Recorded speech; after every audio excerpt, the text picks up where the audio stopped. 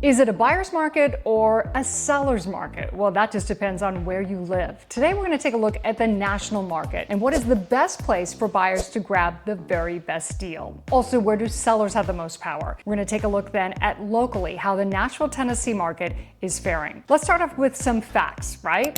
As of December 2025, there were an estimated 47.1% more home sellers than buyers in the U.S. housing market, and that is the biggest gap and the biggest record number since back to 2013. So buyers are successfully negotiating lower prices, more concessions from sellers. And the big states where we found to get the best deal are, of course, the Sun Belt, Florida and Texas. The Sun Belt, of course, skyrocketed in popularity during the pandemic, and builders then jumped on the bandwagon, started building all these homes, and now we're stuck with a lot of inventory. So that's why we're seeing more homes for sale in a buyer's market in the Sun Belt. Also, Florida had a lot of natural disasters and weather events, so insurance premiums went up, cost of HOA skyrocketed, causing a lot of homeowners to leave Florida. So here's a look at the cities where buyers have the most power in 2026. This is according to Zillow and their heat map. Macon, Georgia, Jackson, Tennessee, Brownsville, Texas, Gulfport, Mississippi, Naples, Florida, Longview, Texas, Daphne, Alabama, Punta Gorda, Florida, and Beaumont, Texas, and Cape Coral, Florida. So 6 of the 10 buyers markets are in Florida and Texas. Now, Redfin has a slightly different spin on things.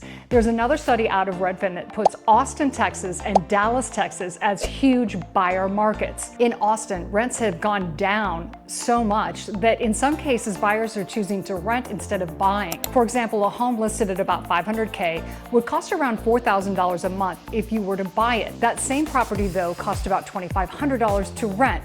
So in Austin and Dallas, buyers have more power and they're just choosing to shop more and get better deals. What does it mean to be in a buyer's market? It means lower competition, more affordability, and home values that are not going up quite as much as they did as that insane pace a couple of years ago. So what about sellers? Here are the top strongest sellers markets. This is where sellers have maintained the upper hand and they still have a lot more mojo over buyers. Of course, most of this concentration is in the Northeast. Rochester, New York, Buffalo, New York, Syracuse, New York, Charleston, West Virginia, Albany, New York, Hartford, Connecticut, Lansing, Michigan, Anchorage, Arkansas, Springfield, Massachusetts, also Manchester, New Hampshire. The key takeaway here is really in the Northeast, due to demographic constraints, the only place to really build in a lot of these great cities is to build up. And there's a lot of restrictions with that. So again, more density population, harder to build. So that's why sellers have maintained more control over the markets in the Northeast. So if you are in a buyer's market, what does this mean? You have the ability to ask for more concessions. Sellers often help to pay down your interest rate or help with closing costs. And it certainly won't be a dogfight every single time you're up against a house. So that's what's going on around the country. Let's take a look now at Nashville, Tennessee. My name is Lorraine Hetherington, and I have the pleasure to lead a team of agents who work primarily in the luxury market in the Nashville, Tennessee area. And some fascinating things are happening right now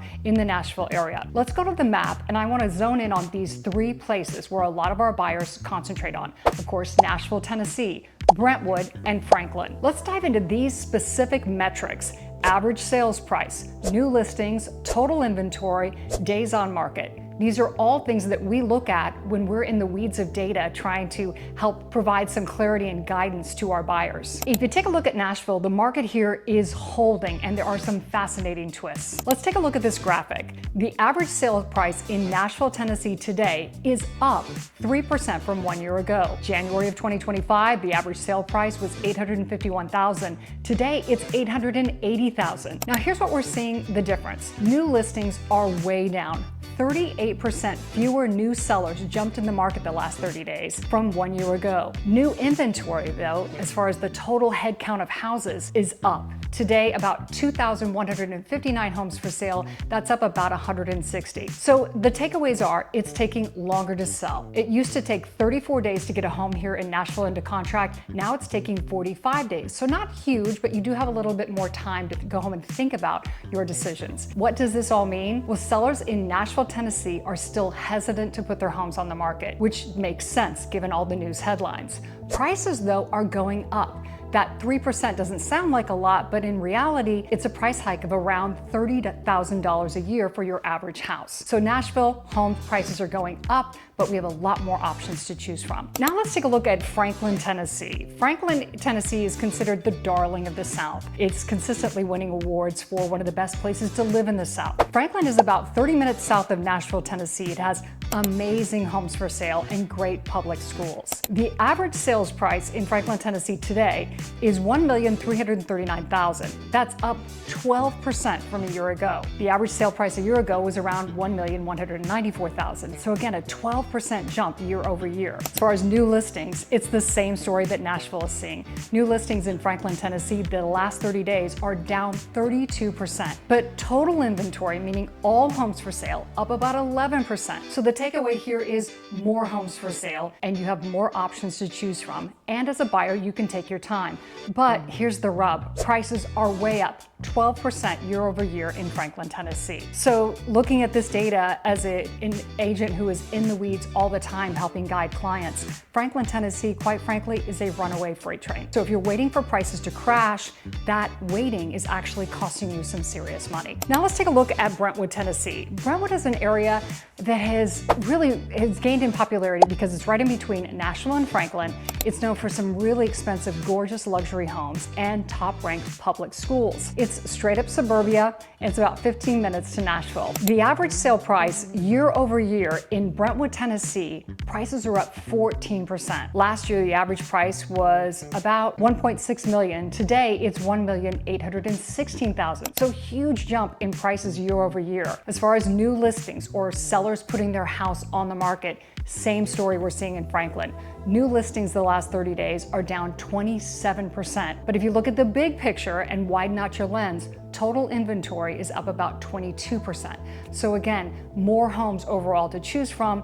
And in Brentwood, gosh, the data on days on market is way up. Most sellers are taking 66 days to get their home in contract. So prices again, up in Brentwood, Tennessee. It's taking a lot longer to sell, and we have again roughly that 20% more homes to sell. So you'd think that it's a buyer's market, but prices are not going down. It is interesting to note in the three key areas that we looked at around Nashville, Tennessee, prices are up across the board, anywhere from a modest 3% in Nashville to 14%. So fewer new sellers entering the market, which is also kind of natural because it is January, but buyers are able to take their time. So homes are sitting a little bit longer, and that's probably a really good thing for buyers because they can actually go home and think about this major purchase. So to recap, the biggest buyers markets where buyers are having the most leverage around the country happen to be Florida and Texas. Sellers have maintained the upper hand in the Northeast. Here in Tennessee, the big story is, of course, more homes for sale, and it's taking longer to sell.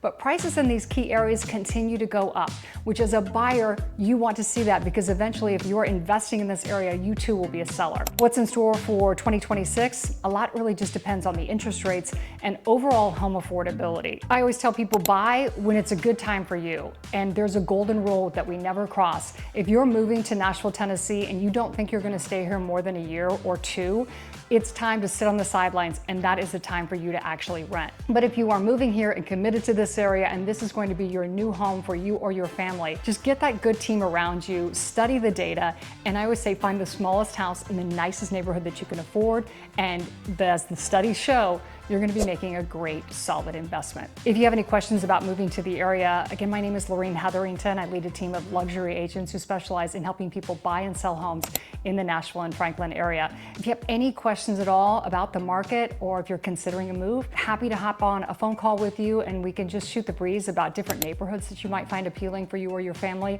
And then if you do decide to come to town for a home shopping trip, we'd love the opportunity to take you into some of these great neighborhoods and help you find your own set of keys here in Nashville, Tennessee. Thanks for taking the time for us to talk about buyers markets across the country and here in Nashville, Tennessee, and we'll see you next week.